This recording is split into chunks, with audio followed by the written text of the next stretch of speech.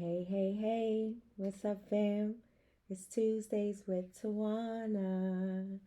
Welcome to another Tuesdays with Tawana. I am Rev T, Tawana T, your host and curator of this 30 minutes of just chopping it up, building one, building community one episode at a time. So come on in the room so we can chop it up together.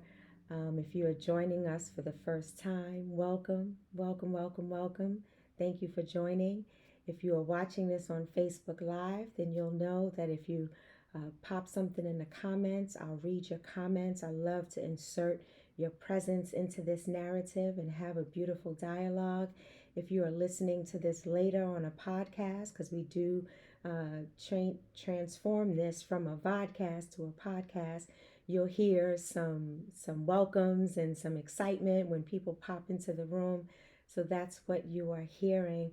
My beloved Allison, I love you so much and miss you. Thank you for joining. Yeah, we got a lot to talk about today in this less than 30 minutes that we have together. Today I'm representing Harlem. I got to represent Harlem as much as I can. This wonderful sweater comes from Harlem Underground. Always grateful to Harlem Underground. I try my very best when I'm in New York to hit up Harlem Underground and buy something, but you can also buy something online. Yeah, and represent Harlem, one of the most beautiful places on the planet. Yeah, I'm a little biased about it. So I do want to get started. We do have a lot to talk about. Before we get started, let me share this on the Tuesdays with Tawana page so that if the people are joining from there, they can yeah, they can join us on there as well. So as I am doing this and sharing this video, just be mindful that it is Domestic Violence Awareness Month. I have the 800 number going across the ticker up top, 1-800-799-7233 or 799-SAFE, so that if you are in a domestic violence relationship, whether you are the one being abused or the perpetrator, call that number to get some guidance on how you can be safe. How you can be safe. That's most importantly, so you can live and live life more abundantly. We'll talk a little bit about domestic violence, but we're also going to talk about current events and talk about what's going on in our world. So let us get started. All right, we got the technology all together here. So hey, Mother Carolyn, good to see ya. I was on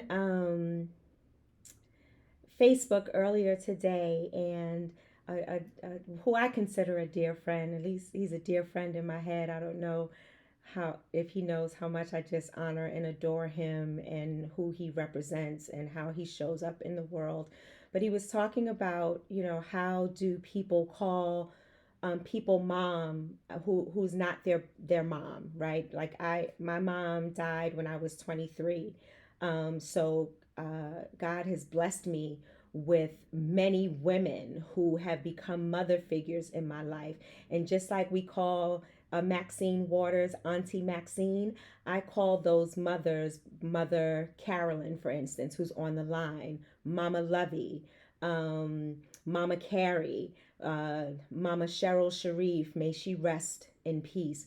So it's not to replace my mom, because no one could ever replace my mom, but it's also to acknowledge the beautiful women that God has placed in my life. And unfortunately, I don't, my daddy is my daddy. I'm a daddy's girl, so I don't have anyone in my life that I'll call daddy or pop or papa or whatever. But I love my mamas. I love my mamas. They take good care of me. They speak life into me.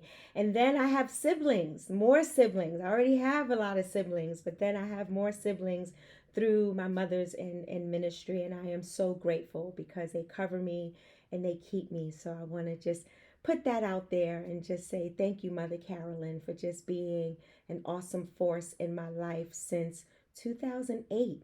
Can you believe it? Since 2008. And thank you to your family for sharing you with me. Sterling, thank you. That's my brother. Thank you so much, Sterling, for sharing your mom with me. Hey, Julie, always good to see you. Thank you for shouting us out while you pop on to the broadcast. So yes, so it's Domestic Violence Awareness Month, and I posted um, the domestic violence hotline. It's also Breast Cancer Awareness Month, so that people who are diagnosed have an opportunity to share stories and to bring awareness or to donate or to just become aware that this disease may have one name and may have an overarching definition, but it happens differently in each person. Each person experiences something different. My experience is different from someone else's experience. There's someone out there who is not even capable of doing what I am doing today. And then there are others who are capable and then some. So we honor all of those people right now in this space. And we offer community to you. You don't have to walk at this alone. You do have beautiful advocates that are rooting for you and loving you. What's up, Jackie, in the building? Jackie, do me a favor, my pink sister. Just type in the comments the event that's coming up so that we can get some support and some donations, and then I can then in turn share it later.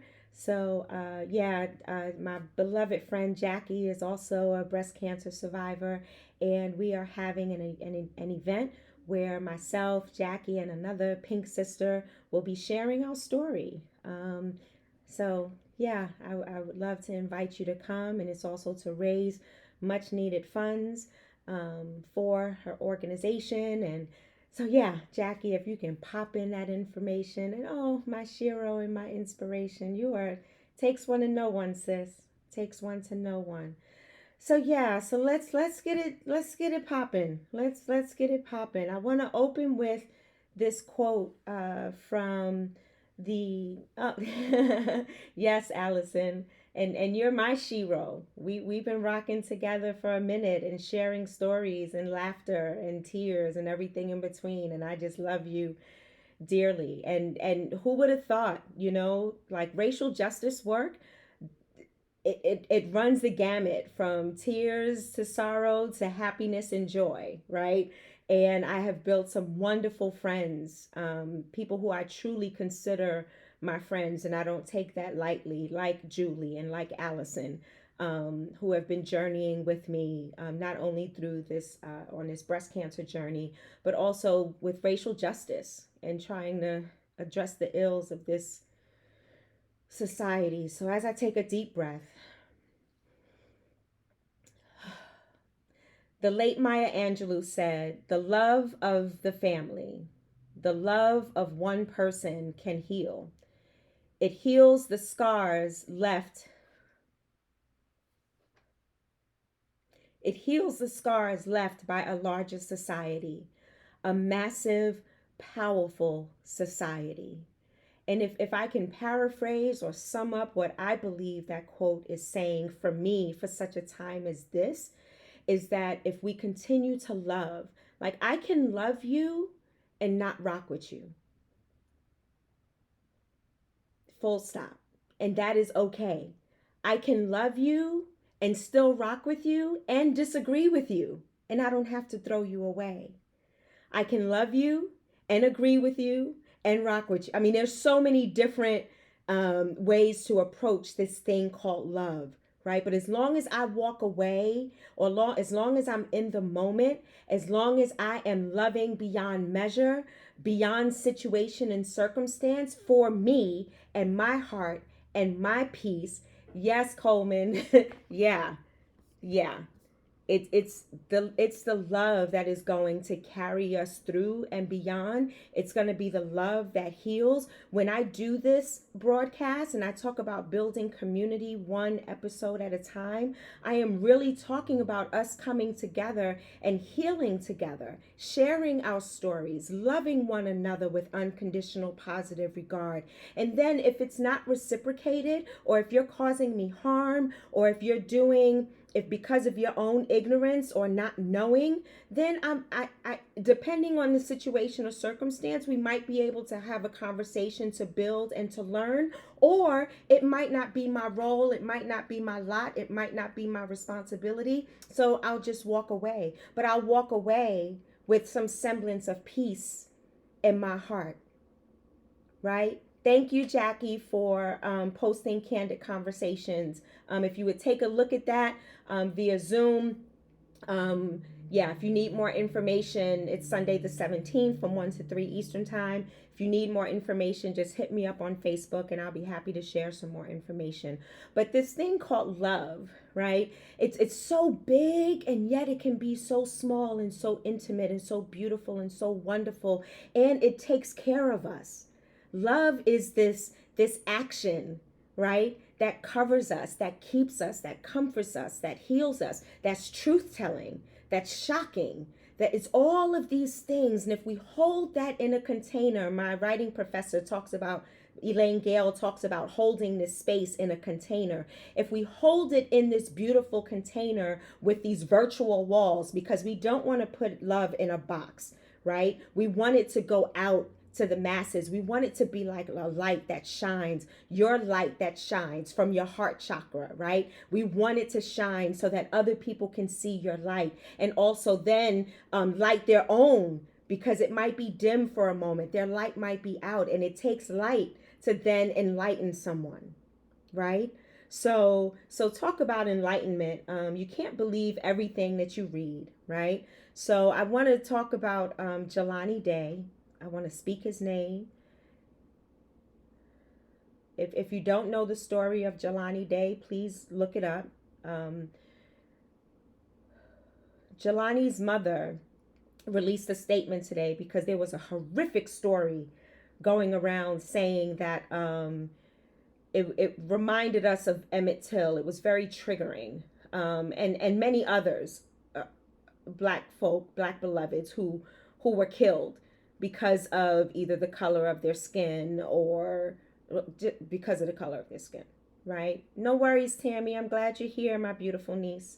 So Jelani Day's mom released a statement, and she said that although the two autopsy reports, because they did a private autopsy as well, although there is conflicting information, his organs were not stolen, and everything else is just a bit graphic, but although those things were not taken, her son did not jump in the water.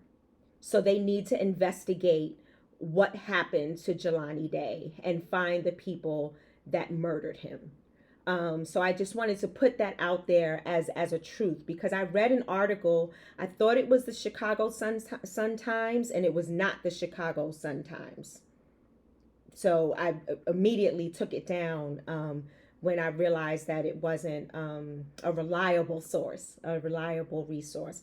But we honor Jelani Day. We honor his mom right now in this space, and we're hoping that justice will prevail. We always have that hope that justice will prevail when these things happen to us in the Black diaspora and beyond. I want to read another quote that I saw, and this is kind of going into our theme for today, cancel this. So I'm mentioning domestic violence, breast cancer, Jelani. It's all going to come together in a moment. Ty Alston is in the building. What's up, my brother? Good to see you, fam. It's all going to tie together. So y'all just journey with me. And if you have any thoughts or any comments or any questions, please feel free to post it in the comments.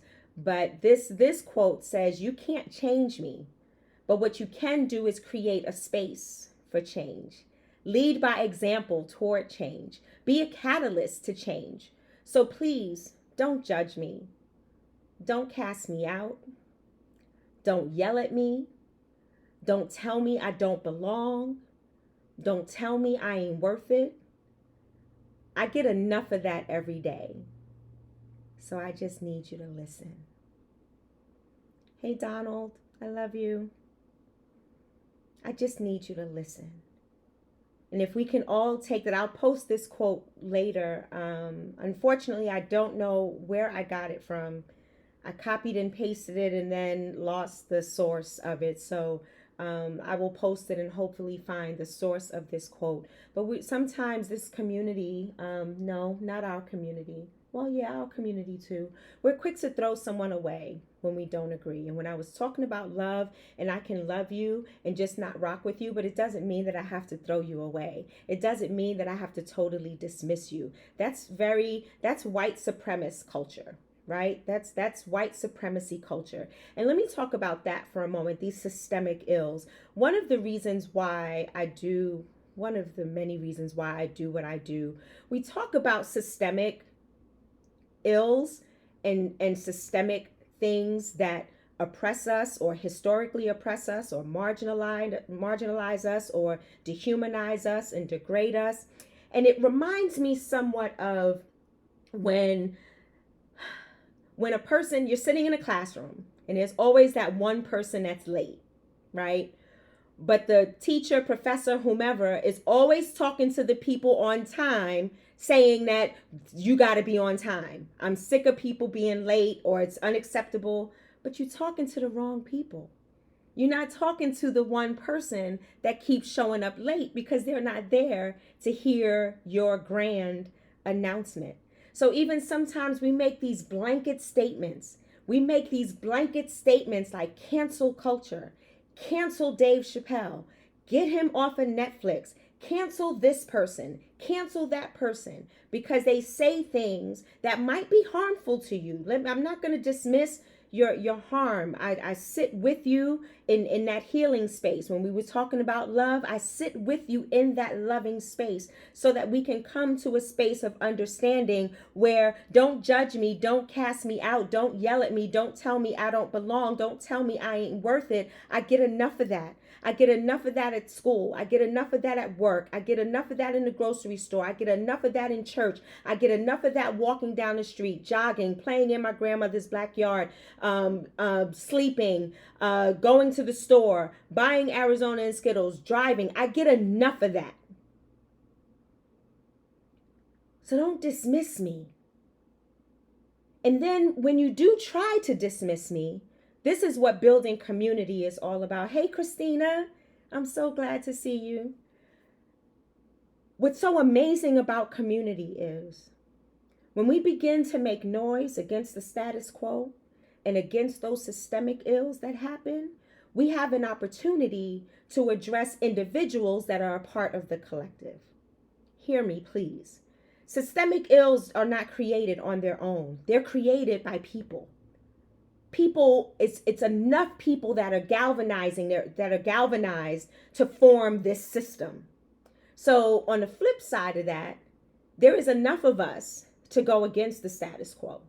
There's enough of us that'll say, nah, you're not going to cancel me today. There's no way. I'm too divine for that, too brilliant, too smart. And I got my village and my tribe, and we're going to rock on, and we're going to go against how you are trying to do voter suppression. We are going to stop what you are doing with reproductive injustice. We are going to stop what you are doing with the vaccine mandate, whether we mandate or not mandate or whatever. The point is that 700,000 people have died. I think it's 60,000 of them alone in the state of Texas.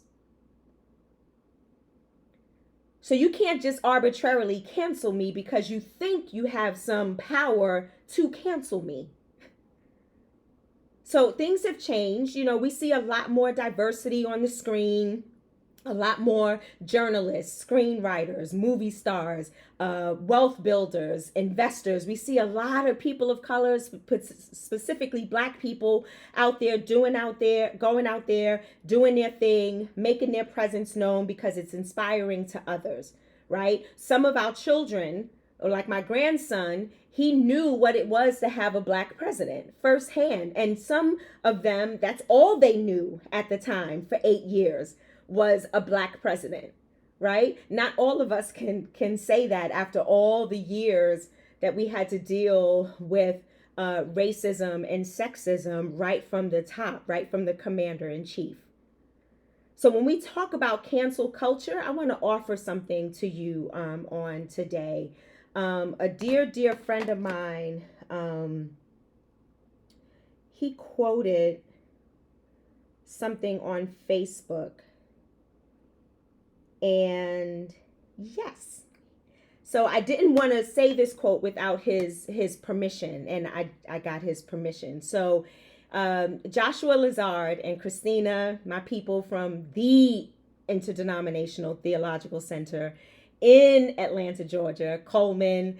I see y'all. Yeah. So Joshua Lazard posted a profound post about Dave Chappelle. And can you just rock with me for a minute? And can I just read it in its entirety? I was only going to read a snippet, but I think it's worth reading in its entirety as we talk about what we are going to cancel, if we're going to cancel anything, right? So he says this: America does not know what to do with a mostly free black man, and this includes all of us. I want to hold that some black thought leaders also place Dave in the category of being transphobic, the same as the elite media outlets that wasted no time publishing scathing takedowns, and that's fine.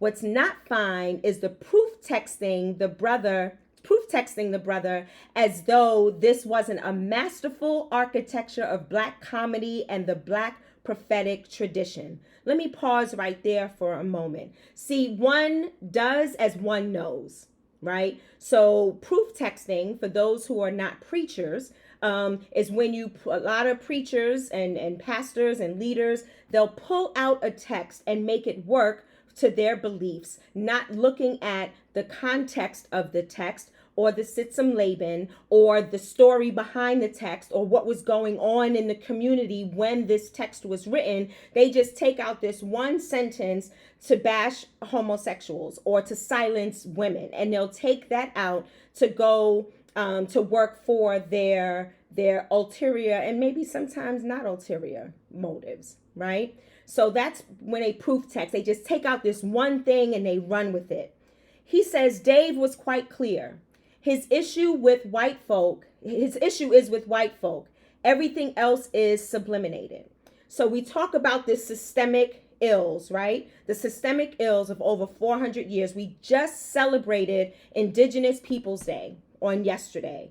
The first and the most marginalized, the genocide that has happened to our indigenous beloveds, First Nation beloveds here in what we now know as America. And then enslaved, black folk enslaved, and indigenous people enslaved by Europeans, white people. Systemic ills.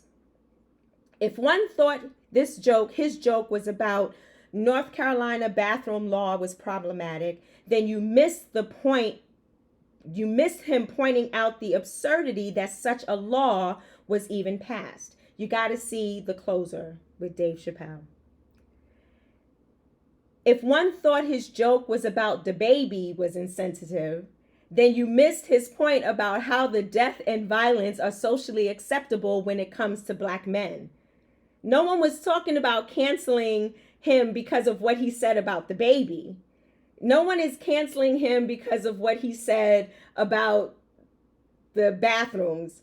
But that one thing, we want to cancel him for speaking his truth, and speaking his truth in a way that was even grappling right there before he was grappling with it right before our very eyes. Hey, Tony. Hey, Brother Larry. No worries. I'm glad you're here. He was grappling with it and teaching us at the same time, but yet we want to throw his entire being away because we proof texted his entire skit. We pulled out that one thing instead of coming back and saying, I don't agree, and this is why. That is false power and control, and that is a narrative that is designed to keep us silent, to cancel us as human beings. We have been dehumanized for years and years and years, so it's nothing for someone to say, cancel him. I don't like what he said. Let's get rid of him. He said, look, Dave has come a long way from his disuse of the word trannies to getting his pronouns right. Does he still have a way to go? Sure. I'm not convinced he understands the difference between one's gender and one's sex. At this point, Dave is doing a TED Talk as a Black comedian. And let me skip down to the end. Given the fact that Jacqueline Moore, the white showrunner for Dear White People, says she'll never work with Netflix again unless they cancel Dave Chappelle, proves his point concerning the baby. Because no one was threatening to cancel Dave over Clifford, the big black nigga. No one was screaming about canceling him because of that. No, we pick and choose. So, beloved, what I'm offering to you today, this cancel culture is sickening and it's very problematic. Yes, Christina, it's very problematic. Because when you cancel my culture, you are canceling me as a human being, because a culture is a part of who I am, how I live, how I engage in community, how we share the same foods and music and desires and loves, and we dance and we sing and we cry and we mourn and we grieve, and we do it all together in culture and in community. So when you cancel culture, you're trying to cancel me. So let's cancel this. Why don't we cancel the 41% morbidity rate of Black women who are diagnosed with breast cancer when they are diagnosed less often than white women? Why don't we cancel the fact that domestic violence rates have risen exponentially during COVID and no one's saying anything about it? How about we cancel the NFL, who not only wears pink for breast cancer awareness because it's cute, but now all of a sudden, because mental wellness is the thing now they want to talk about that, but still avoiding the fact that they are the biggest perpetrators of domestic violence publicly, collectively, that we know about.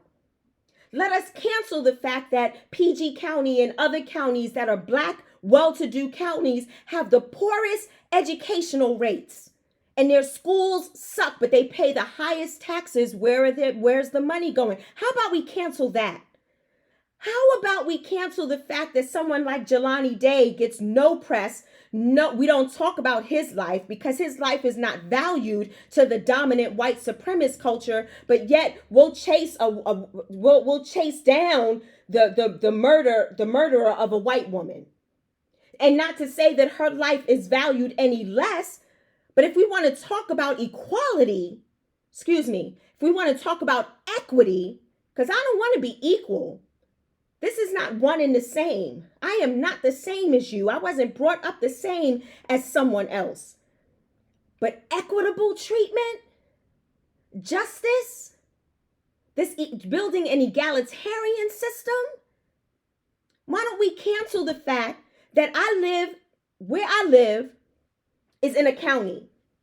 In the city, the crime rate is ridiculous. Why? Because it's predominantly Black people. What is being done about that?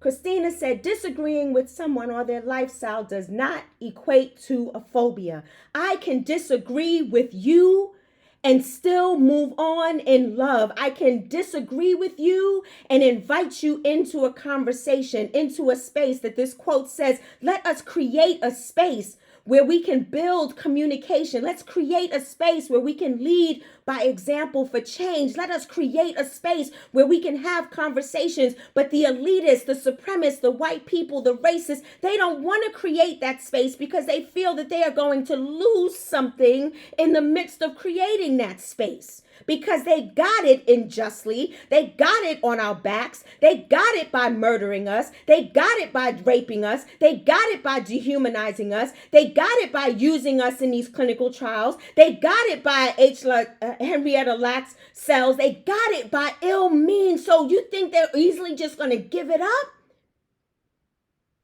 So when we build community, when we have these moments to build community, we are building community so that we can fight against the status quo. And the status quo is quite dehumanizing. It's quite degrading and demeaning and downright disrespectful. So you want to cancel something? Let's cancel all of those aforementioned things, because those are things that impact me as a person. As a human being. I am a human being first. I am a human being first. Then I'm a Black woman who's a human being. And I'm a Black mother who's a Black woman who's a human being. I'm a Black community leader, advocate, activist, curator of Tuesdays with Tawana, Black mother, Black grandmother, Black woman, human. I'm that, and then some. And you can't just cancel me like that. As a matter of fact, I'm not even going to give you the power to cancel me like that. That's why Dave Chappelle's show is not being canceled off of Netflix. Let's cancel what happened January 6th. Let's cancel what happened the last 4 years when our own president said grab them by the private parts.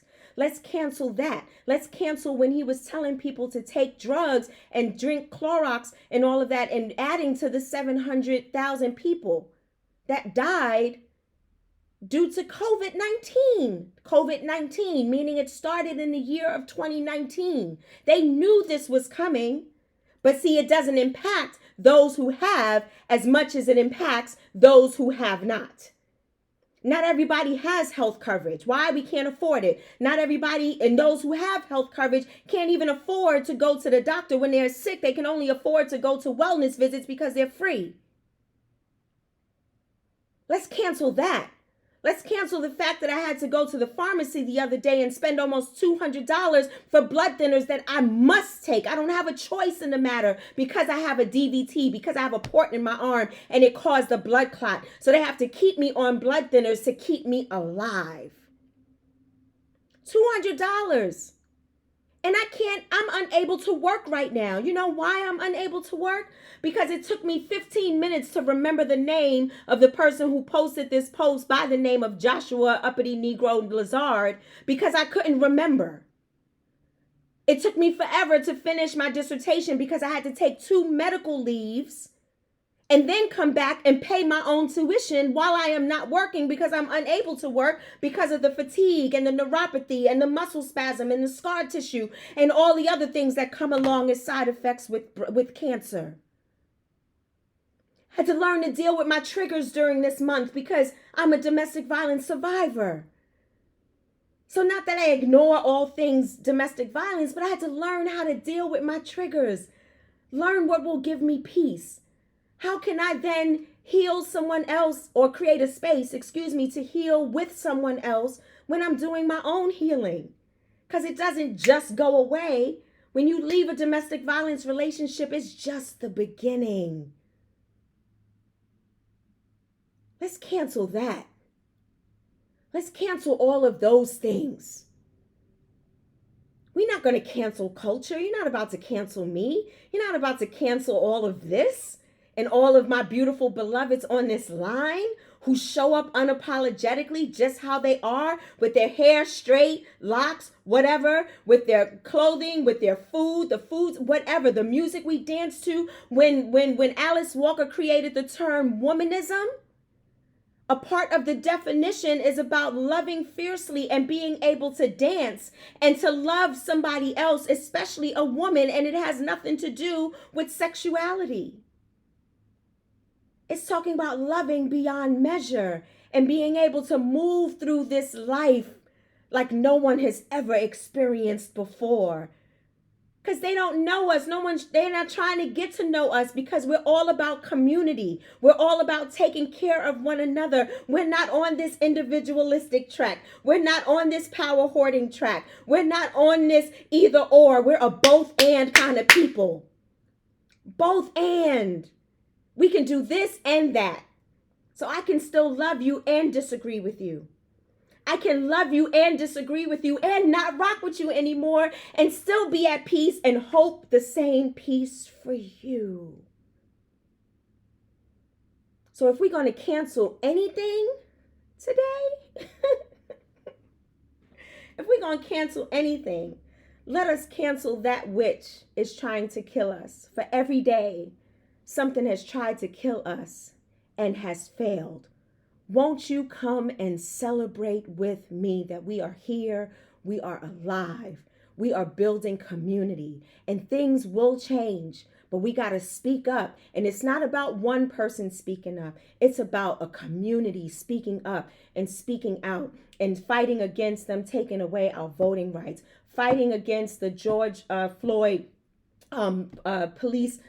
policing law that they did pass or didn't pass, or they don't want to pass. I can't even keep up at this point in time.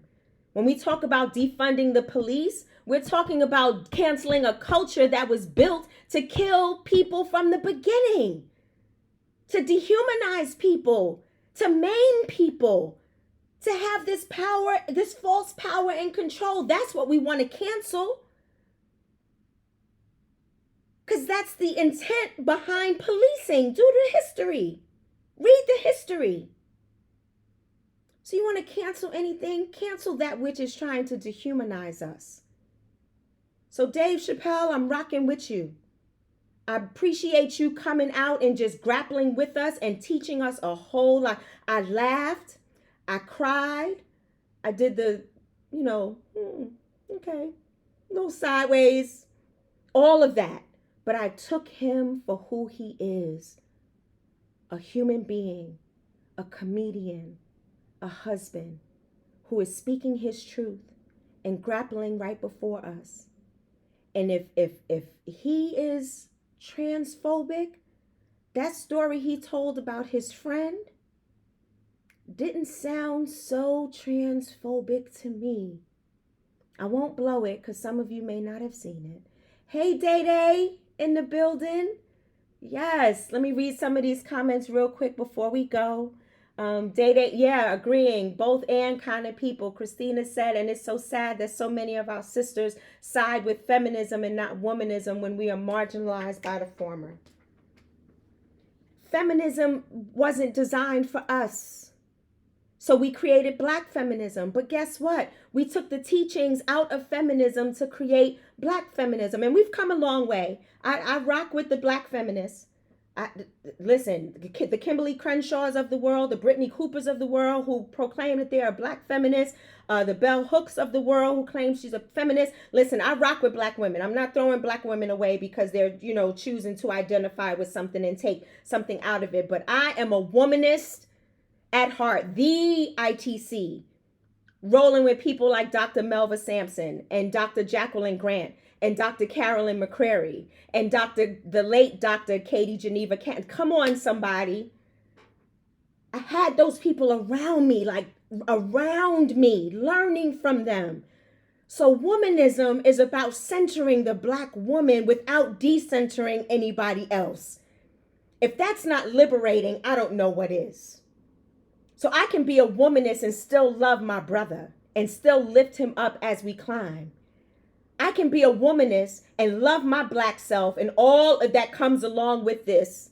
The joy, the sorrow, the attitude, the pissing somebody off, the whatever it is, people trying to throw me away, people disrespecting me or dismissing me, but I still show up unapologetically as a beautiful Black divine woman who is here to speak truth to power because I have to leave this world to my children and to my grandson and hopefully to my great-grandchildren and others.